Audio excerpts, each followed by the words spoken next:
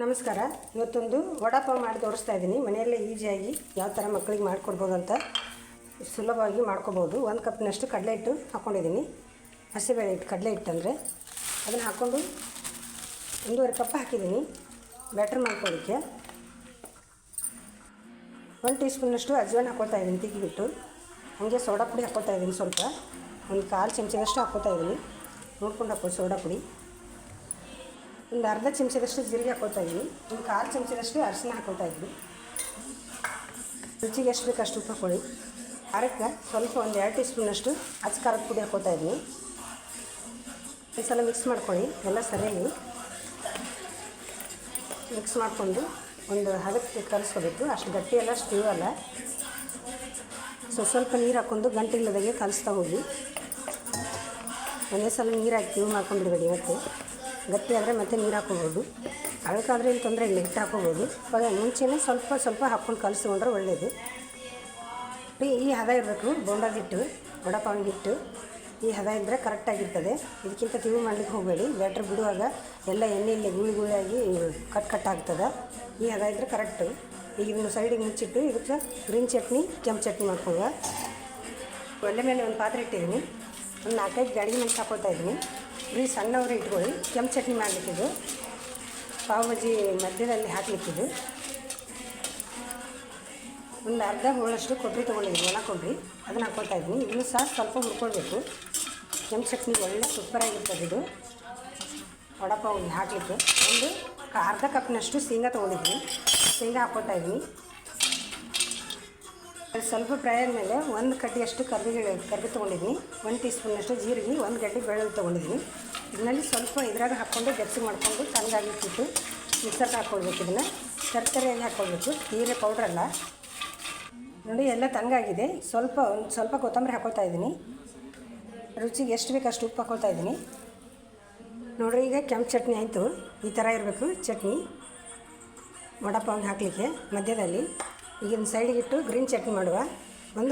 ನನ್ನ ಕೈಲಿ 1 ಮುಷ್ಟಿಯಷ್ಟು ಪುದೀನ ಹಾಕ್ಕೊಳ್ತಾ ಇದ್ದೀನಿ.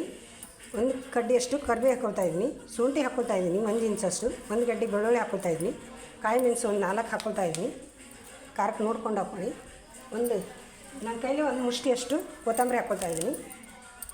ಎಲ್ಲವನ್ನು ಹಾಕಿ ನೀರು ಎಷ್ಟು ಬೇಕು ಅಷ್ಟು ಸೇರಿಸ್ಕೊಂಡು ಗ್ರೀನ್ ಚಟ್ನಿ ಮಾಡ್ಕೊಳ್ಳಿಕ್ಕಿದು. ರುಚಿಗೆ ತಕ್ಕಷ್ಟು ಉಪ್ಪು ಹಾಕ್ಕೊಳ್ತಾ ಇದ್ದೀನಿ. ರುಚಿದಷ್ಟು ಜೀರಿಗೆ ಹಾಕ್ಕೊಳ್ತಾ ಇದ್ದೀನಿ. ಈಗ ಸ್ವಲ್ಪ ನೀರು ಸೇರಿಸ್ಕೊಂಡು ನುಣ್ಣಗೆ ರುಬ್ಕೊಂಡು ಬರ್ಬೇಕು. ಇದನ್ನು ಪೇಸ್ಟ್ ಮಾಡಿಕೊಂಡು ನೋಡಿರಿ, ಈಗ ರುಬ್ಕೊಂಡು ಬಂದಾಯಿತು. ಈ ಹದ ಇರಬೇಕು ಗ್ರೀನ್ ಚಟ್ನಿ ವಡಾಪಾವಿಗೆ ಹಚ್ಚಲಿಕ್ಕೆ. 2 ರೆಡಿ ಆಯಿತು, ಕೆಂಪು ಚಟ್ನಿ, ಗ್ರೀನ್ ಚಟ್ನಿ.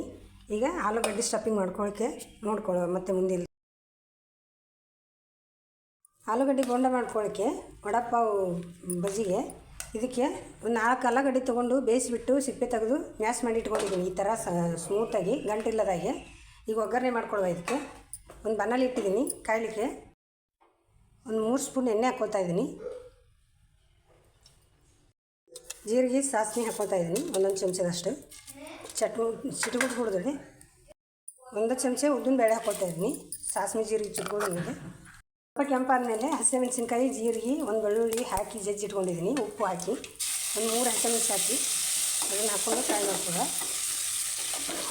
ಒಂದು 4-5 ಎಲೆ ಕರಿಬೇವು ಹಾಕ್ಕೊಳ್ತಾ ಇದ್ದೀನಿ, ಸಣ್ಣ ಕಟ್ ಮಾಡಿ. 4-5 ಎಲೆ ಪುದೀನ ಹಾಕ್ಕೊಳ್ತಾ ಇದ್ದೀನಿ.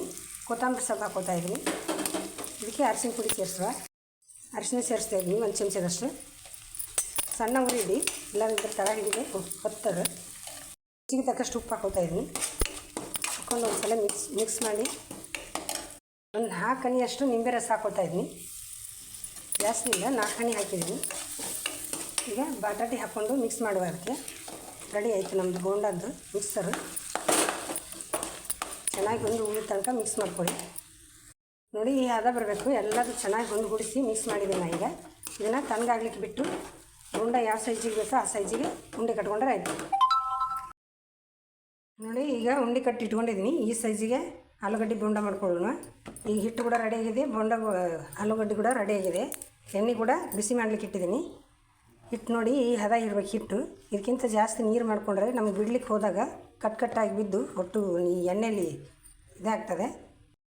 ನೋಡಿ, ಈ ಥರ ಆಲೂಗಡ್ಡೆ ಹಾಕ್ಕೊಂಡು ನೋಡಿ ಈ ಥರ ಮುಳುಗಿಸ್ಕೊಳ್ಬೇಕು. ಅದ್ರಾಗ ಮುಳುಗಿಸ್ಕೊಂಡು ಈ ಕೈಲಿ ಹಿಂಗೆ ಗೀಚ್ಬೇಕು, ಎಕ್ಸ್ಟ್ರಾ ಹಿಟ್ಟು ಎಲ್ಲನೂ ಗೀಚಿ ಎಣ್ಣೆಯಲ್ಲಿ ಬಿಡೋದು. ಈಗ ಎಣ್ಣೆ ಕೂಡ ಬಿಸಿಯಾಗಿದೆ, ಈ ಥರ ಬಿಟ್ಕೊತ ಹೋಗ್ಬೇಕು ಬೋಂಡ. ಇದೇ ಥರ ಎಲ್ಲ ಬೋಂಡವನ್ನು ಬಿಡೋಣ. ಉರಿಯನ್ನು ಮಧ್ಯಮ ಉರಿ ಇಟ್ಕೊಳ್ಳಿ. ಮಧ್ಯಮ ಉರಿ ಇಟ್ಕೊಂಡು ಕೆಂಪಗಾಗೋ ತನಕ ಫ್ರೈ ಮಾಡ್ಕೊಳ್ಳಿ. ಕೆಂಪಗಂದ್ರೆ ತೀರ ಕೆಂಪಗಲ್ಲ, ಇಷ್ಟು ಕಲರ್ ಚೇಂಜ್ ಆಗೋ ತನಕ. ಜಾಸ್ತಿ ಉರಿ ಇಟ್ಬಿಟ್ರೆ ಜಲ್ದಿ ಕೆಂಪಾಗುತ್ತೆ, ಒಳಗಡೆ ಬೇಯ್ದೇ ಇಲ್ಲ. ನೋಡಿ ಇಷ್ಟಾದರೆ ಸಾಕಾಗ್ತದೆ. ನೋಡಿ ಇಷ್ಟಾದರೆ ರೆಡಿ, ಚೆಂದ ಆಗಿದೆ. ನೋಡಿ ಯಾವ ಥರ ಆಗಿದೆ, ಸೂಪರಾಗಿ ಬಂದಿದೆ ಆಲೂಗಡ್ಡೆ ಬೋಂಡ. ಇದೇ ಥರ ಎಲ್ಲವನ್ನು ಮಾಡಿ ತಗೊಳ್ಳುವ. ಎಲ್ಲ ಸಿದ್ಧವಾಗಿದೆ. ವಡಾಪಾವ್ ಬೇಕಾಗಿರುವಂಥ ಪದಾರ್ಥ ಮತ್ತು ಮೇನಾಗಿ ಬೇಕಾಗಿರೋದು ಪಾವ್. ಇದಕ್ಕೆ ಪಾವ್ ಕೂಡ ತೊಗೊಂಡಿದ್ದೀನಿ ನಾನು. ಇಲ್ಲಿ 2 ಪಾವು ರೆಡಿ ಮಾಡಿ ತೋರಿಸ್ತಾ ಇದ್ದೀನಿ. ಈ ಥರ 2 ಪಾವು ತೊಗೊಂಡು ಮಧ್ಯೆ ಕಟ್ ಮಾಡಬೇಕು. ಇದನ್ನು ನೋಡಿ ಈ ಥರ ಚಾಕು ತೊಗೊಂಡು ಕಟ್ ಮಾಡಬೇಕು. 2 ಸಹ ಸೀಳಿ ಮಧ್ಯೆ ಭಾಗ ಮಾಡಿಟ್ಟಿದ್ದೀನಿ. ಈಗ ಗ್ರೀನ್ ಚಟ್ನಿ ಹಾಕ್ಕೊಳ್ಳುವ. ಎರಡು ಮೈ ಸವರ್ಕೊಳ್ಬೇಕು ಗ್ರೀನ್ ಚಟ್ನಿನ. ನೋಡಿ ಈ ಥರ ರೆಡಿ ಮಾಡ್ಕೊಳ್ಬೇಕು. ಮತ್ತು ಮೇಲೆ ಕೆಂಪು ಖಾರ ಮಾಡ್ಕೊಂಡಿದ್ದೀವಲ್ಲ, ಕೆಂಪು ಚಟ್ನಿ, ಅದನ್ನು ಕೂಡ ಹಾಕ್ಕೊಳ್ಬೇಕು. ಹಾಕ್ಕೊಂಡು ಮಧ್ಯೆ ವಡಾಪಾವ್ ಇಡಬೇಕು. ನೋಡಿ ಈ ಥರ ಇಟ್ಟು, ಬೇಕಂದರೆ ಈರುಳ್ಳಿ ಹಾಕ್ಕೊಳ್ಬೋದು. ನಾನು ಇಲ್ಲಿ ಈರುಳ್ಳಿ ಕೂಡ ಹಾಕ್ತಾಯಿದ್ದೀನಿ. ಇದ್ರ ಕೂಡ ಸ್ಪೈಸಿಯಾಗಿರಲಿ ಅಂತ ಕಾಯಿ ಮೆಣಸು ಕೂಡ ಇಟ್ಟಿದ್ದೀನಿ. ನೋಡಿ ಎಲ್ಲ ರೆಡಿ ಮಾಡಿದ್ದೀನಿ. ವಡಾಪಾವ್ ರೆಸಿಪಿ ಇಷ್ಟ ಆದರೆ ಲೈಕ್ ಮಾಡಿ, ಸಬ್ಸ್ಕ್ರೈಬ್ ಮಾಡ್ಕೊಳ್ಳಿ. ನೋಡಿ ಇದೇ ಥರ ಎಲ್ಲವನ್ನು ಸಿದ್ಧ ಮಾಡಿ ಇಟ್ಟಿದ್ದೀನಿ. ನೋಡಿ ಈ ಥರ ಮಾಡಿ ಮಕ್ಕಳಿಗೆ ಕೊಟ್ಟರೆ ಖುಷಿಯಿಂದ ತಿಂತಾರೆ. ನೀವು ಸಹ ಮಾಡಿ ಹೇಗೆ ಬಂತಂತ ತಿಳಿಸಿ, ಲೈಕ್ ಮಾಡಿ, ಸಬ್ಸ್ಕ್ರೈಬ್ ಮಾಡ್ಕೊಳ್ಳಿ, ಸಪೋರ್ಟ್ ಮಾಡಿ ಹೆಚ್ಚು ಹೆಚ್ಚು.